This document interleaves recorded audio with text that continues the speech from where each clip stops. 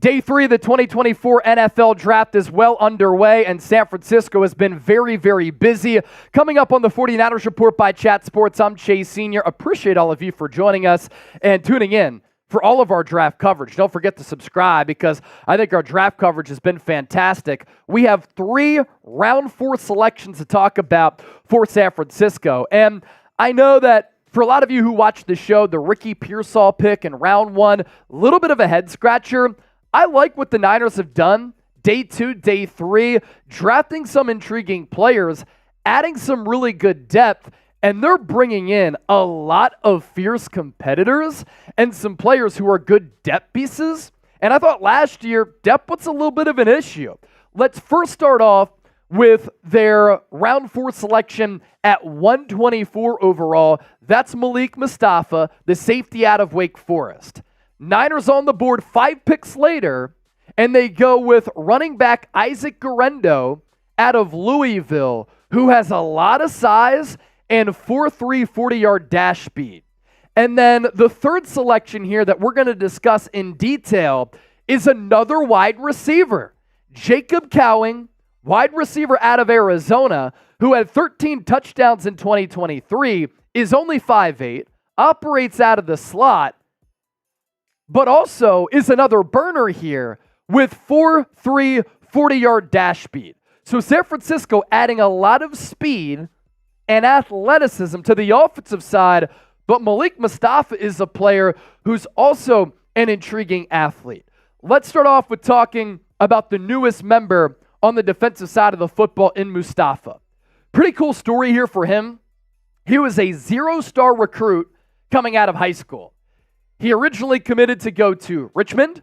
He spent 1 season there, and then he transferred to Wake Forest. A 2-year starter the last 2 years for Wake Forest.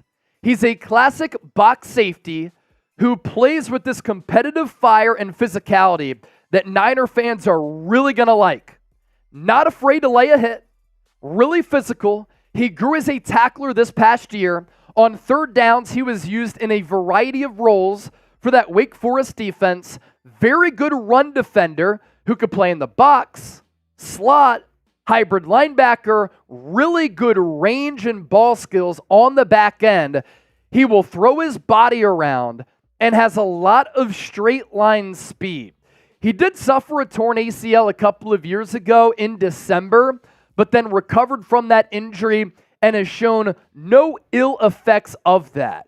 The Athletic's Dane Brugler with the scouting profile on Mustapha, in addition to my scouting analysis here, doesn't have the tape of an instinctive ball hawk, but I think he is an instinctive ball hawk who does have some ability there and is a little bit underrated in that regard. He is a passionate competitor with outstanding range versus the run, disciplined movements in coverage. He should shine on special teams coverages in the NFL and will push for defensive snaps early. Brugler had a 3rd-round grade on Mustapha. He falls to the Niners here in the 4th round. A look at his numbers. In 2023, 80 tackles, a pick, 3 pass breakups, and a Pro Football Focus coverage grade of 72.1. Now, a question that comes to mind for me, what does this mean for Talanoa Hufanga? I'm not sure, because you have Jair Brown, Malik Mustapha, who both thrive with playing in the box. Talanoa Hufanga thrives with playing in the box. At the very least, there is a clear plan for San Francisco here looking ahead. They have now drafted 3 players in the first 2 days who are 5-year players and a 6-year player. And they're looking ahead at all of their cornerbacks being free agents going into 2025. They're looking ahead at Aaron Banks being a free agent. That's why they selected Dominic Pooney. And now they're looking at Talanoa Hufanga being a free agent and the future of the wide receiver room being in somewhat question. And they're just planning for the future by compiling some players here who are very experienced, who have played a lot of college football, who could contribute right away. They could redshirt.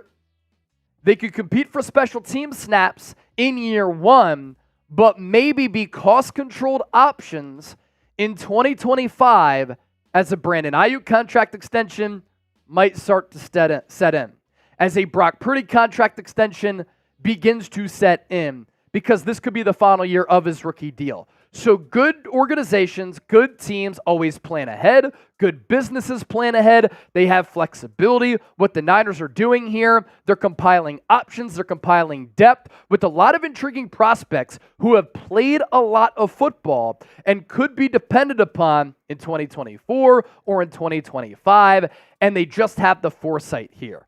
Plenty more to get to. 2 picks to break down. Malik Mustapha, check.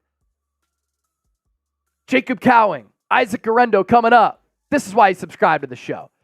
This here is your home for all things Niners draft content. All the latest news and rumors and more on top of that. Please hit that sub button. We just surpassed 132,000 subscribers. Let's continue to grow the Niner Empire here at Chat Sports. Got to give a shout out to our sponsor. That is Game Time, the only ticketing app that I use. They're not going to hit you with a bunch of outrageous fees at checkout like other ticketing apps do, and they act as though they're pirates. With the Game Time app, you choose the all-in pricing option so you don't get hit with those fees, and they specialize in last-minute tickets. Best seats at the lowest price guaranteed. Prices drop as the event gets closer. Download the Game Time app. Get $20 off using the code CHATSPORTS, and you can go to a sporting event, San Francisco Giants game, Niners game in the fall. But also on top of that, it's not just for sports. And I love sports. I've wanted to be a sports broadcaster since I was 5 years old. I do have other interests, though, outside of the grind of being in front of the camera, throwing on this headset. I love music, really do. Love comedy. Like going to some shows from time to time as far as art and theater. You can find tickets for that as well on the Game Time app. Download it today. Use the code CHATSPORTS. You can see the view from your seat before you buy so that when you arrive, you know what to anticipate and what you're getting yourselves into, and you can form these memories, which I think are awesome because sports bring people together and save money in the process. Now let's talk about Isaac Guerendo, a very intriguing prospect here for San Francisco as well on day 3. Guerendo is a player who was not RB1 for Louisville this past year, but made the most of his opportunities, was a Wisconsin transfer, but I think that he can end up being an impactful pro player and maybe more of an impactful pro player as compared to him being a collegiate player. The size-speed combination is what is so fascinating to me for Isaac Guerendo, and what Kyle Shanahan's really going to like. One-cut runner, outside zone scheme fit, a really good pass blocker too. So in pass protection, you can rely upon him, and that's what the Niners have not been able to do with a player like Jordan Mason. Now, Guerendo is a little bit older. He's 24 years old, so older prospect with limited production, in part because of injuries. A lot of hamstring ailments, but a state champion runner and a track star at the high school level, among the best athletes in this class. The vision needs some work, but does have that one-cut ability. Sometimes he's a little bit too patient, but here's where I get excited, ladies and gentlemen. We're talking about a running back coming to the Bay who is 6 feet tall, 221 pounds, who ran a 4.3 40-yard dash. This is a home run threat here. Brugler, with the scouting breakdown on him, doesn't have an impressive body of work, but his build, explosiveness, ability on passing downs, blocking and receiving suggest his NFL resume will far outshine what he did in college if he could stay healthy. And you have a player in Elijah Mitchell who's been very productive as a late-round pick out of Louisiana, but he's been so injured all the time. And because of that, I think his body's taken a little bit of a toll. You have a coaching staff that doesn't have a lot of trust in Jordan Mason, but I like the physicality that he brings to the table. And nobody's going to unseat Christian McCaffrey this year. You do have to start to plan ahead at the running back spot because of the workload for McCaffrey, the price tag. He's under contract for the next 2 years. But let's be realistic. Sometimes running backs break down. And you need a viable backup running back for a back in Christian McCaffrey, who had 2,000 all-purpose yards, led the NFL in touches, you're not sure what the health status is going to be. And you don't know what the health status is of Elijah Mitchell. So you want to be able to have a couple of different options here at that backup running back spot. It was an underrated need for San Francisco. And for me, I had the Niners in a couple of my mock drafts targeting a player like Malik Mustapha, going with an Isaac Guerendo. And as far as the receiving options for Guerendo, last 2 years, 22 catches, 17 catches, 115 yards, 234 yards this past year. His first career start came in the bowl game. But again, the trajectory and the arrow pointing up for him. And now you have Jacob Cowing. Jacob Cowing, another receiver drafted by San Francisco here.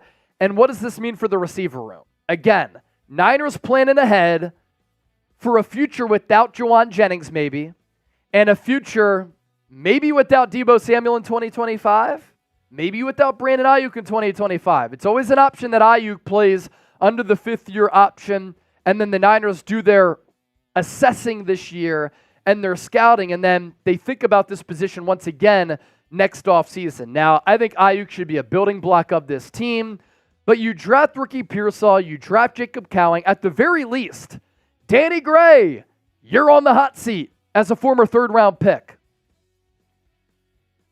And elsewhere in that receiver room, Trent Taylor, you have return ability, but not a shoo-in to make this roster. You have a player in Chris Conley who's a very good special teams player, but is limited as a wideout. And by getting Ricky Pearsall, Jacob Cowing, I think they're both slot options, but you got to put trust in Kyle Shanahan that he's going to be able to find ways to get these players the football. And when Cowing has had his hands on the football, he's caused a lot of havoc for opposing defenses. Started his career at UTEP. He's 23 years old, so another older-ish prospect.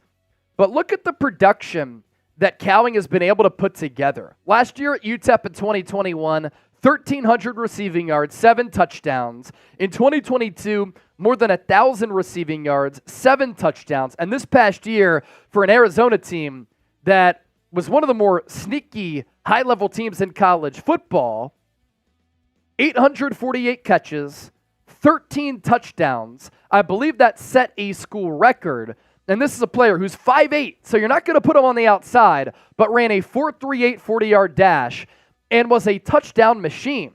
The touchdown production here is crazy. 3 touchdowns in his first 2 years at the college level, 7 in back-to-back years, and then 13 this past year. He was the bowl game offensive MVP. He's an explosive athlete with track speed, agile footwork. He can cause a lot of mismatches in that way. He can really accelerate off the line, and that allows him to beat some of the press man jam coverage at the line of scrimmage. The weaknesses here for his game, he has fumbled a little bit.